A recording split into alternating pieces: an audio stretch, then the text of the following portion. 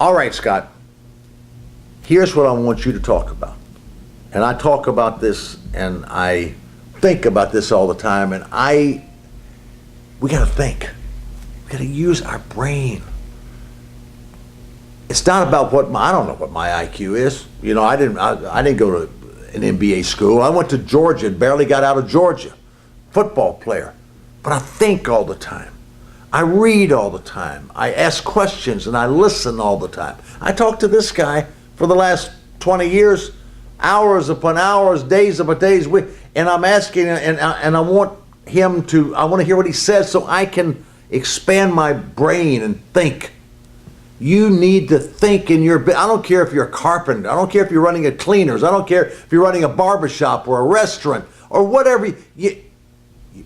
To have success, you got to be ahead of the curve. You got to use your brain. You got to think. Talk to me about that.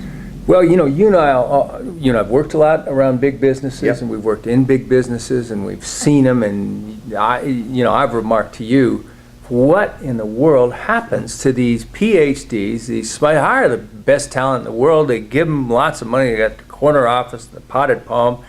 What is there something in the air conditioning that just numbs their brains? And what happens is, I think that they stop thinking and innovating and doing the simplest things of interacting, to walking around asking questions, going out in the marketplace, talking to people, and that's where they lose it. Instead, the reason is because they've got all the sophisticated research and they've got sophisticated numbers and they can slice and dice the information 67 ways. And they've also got this sort of formatted by the numbers kind of marketing that they do and business planning that they do. And they just fall, like you said, they morph into just doing that. They become the cubicle that they're in. And those businesses don't succeed well. They don't innovate well. When you say, who innovates well? Is it the big companies? No, it's the two guys in the garage. It's the woman who's got a great idea for a new recipe. It's the people who, I always say, their CMO in an innovative company is desperation. It is that sense of, oh my God. And CMO's Chief Marketing Officer. Sorry, go ahead. But I mean, it's really true. You gotta have that sense of desperation to innovate. If you look in the soft drink aisle, the candy aisle, the food aisle, anywhere in a store, in any market that you go into, look at those new products, the ones that are different and the ones that sort of catch your eye, and you say, who did them? It wasn't the big companies in most cases. The big companies fall back on this incredible technology, which they have. They now run MRI scans of people's eyeballs while they're talking to see if they're telling the truth about the new soup that we got with 40% more of this and 30% more. Instead of just going into the marketplace and talking to people. I have found that in any marketplace, anytime you bring out a new product, I learned this in the beer business. I learned it from Jim Cook, is a great innovator. He created Sam Adams beer, and he did it by walking around and talking and asking people what they thought of their beer, and people were drinking, Bud and not liking it, but that's beer, And he said, well, wouldn't you drink a good beer? He said, yeah, but where are you going to get it? So he went back to Sam Adams' recipe, got it, took it out there. He went door to door with this beer that he made and said, try this. What do you think of it? Well, I like it, but and then he would change this, and keep just going literally door to door. Now he's got the most successful independent brewery in America. The only, by the way, independent brewery in America, and American owned. And he's a great innovator, but he did it by walking and talking. By meeting up with people. Every marketplace today is defined successfully by the first group of people into the market who try new ideas. They're called early adopters by marketing people.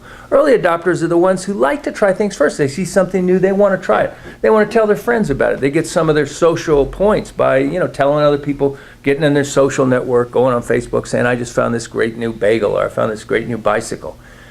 And those early adopters, we find, are self-selecting. In other words, you don't have to do sophisticated research to find out who they are. You just ask them, do you like to go find things first? Do you like to try new products when they first come out? Do you like to tell your friends about it? Do you like to be the first one among your friends? They'll say yes, yes, yes to all those things. That's who they are.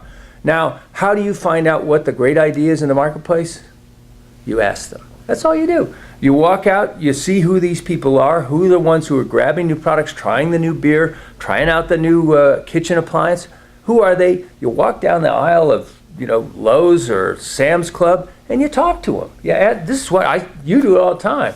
What do you think? How do you like this stuff? I see you're buying X. Why do you buy it? What do you think of it? I see you're running your business this way. Why do you do that? What are you thinking? The big market leaders in every category are benefited by this simple fact that most people follow and don't lead. They don't try to think and look and try another way of doing it. There's this thing in NASCAR called slipstreaming, where you get your car right on the bumper of the leader, and he actually pulls you along. And then when you're right near the finish line, you go around him and you win. Okay, slipstreaming, right? In business, when you slipstream a market leader and you get right behind them doing everything just like they do, you push them ahead. They don't pull you from behind. You just make them better. All the people who imitate Walmart just make Walmart more number one. All the people who imitate McDonald's just make McDonald's a stronger number one. All the people that imitate Ford just make Ford a stronger car company. You got to think about what could I do different and better. And for you sole proprietors and you little business people, this sounds awful big. Same principle. And it's so much more fun if you're out talking to people and listening to people and asking questions. You're figuring out how to make your business better, how to get yourself one more customer. In football,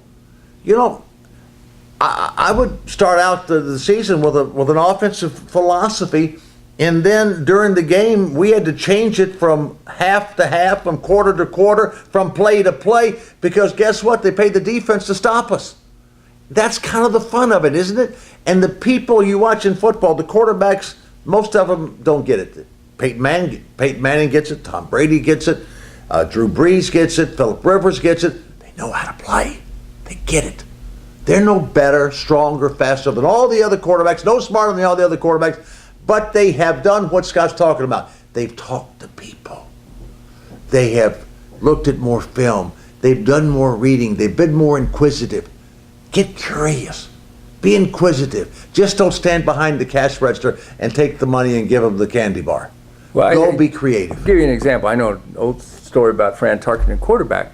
All the quarterbacks in the National Football League, when Fran was playing, would watch the films of the other team's defense to see, where are we going to find opportunity? How are they going to attack me next week? What are they going to try to break my neck in what particular way? Fran looked at the other team's defense like everybody else. He also looked at the other team's offense. What are they doing that we could do? What are they? Right. They got to play we ought to have. I mean, he became essentially the first offensive coordinator, except he was playing back in the day. And that's watching, listening, learning from what other people are doing. And when you're doing it, first you start in your own business. You talk to the people who are your customers and you find out what they think. But then you look at other companies that are in your business and say, what are they doing differently and why are they doing it? Are they just dumb, or are they doing something that's smarter than me that I ought to know about? And you particularly look at the newest companies that are getting out there and trying to create a new edge in the marketplace. Then you look outside your business. You say, I'm in the insurance business, but that's interesting. This lawnmower company down the street is giving a free 30-day trial. Maybe I ought to do a free 30-day trial. Maybe I ought to have a warranty like this. Maybe I ought to think about, building my customer relationship in a different way than I have. You got to just keep your eyes open, keep asking questions, keep looking, and keep learning, and never, ever, ever stop learning. I didn't get the opportunity, neither did he, to find out where the classrooms were on my campus in college. It just wasn't on my map. But he and I both started learning probably after college and haven't stopped. The day I stopped, I got to retire. There's nothing that I learned in college that's helped me in business. I've talked to people that have gone to Harvard. My son went to Harvard Business School and for Stanford Business School and Wharton, and they come out of there virtually unscathed by understanding. But you learn business by doing business and by doing the things that we've talked about here. You've got to put your fingers in the soil. You learn farming by putting your hands in the soil. You learn quarterbacking by doing it. And so you don't have to be a rocket scientist. You don't have to have a college degree. You don't have to have all that background. You have to be inquisitive.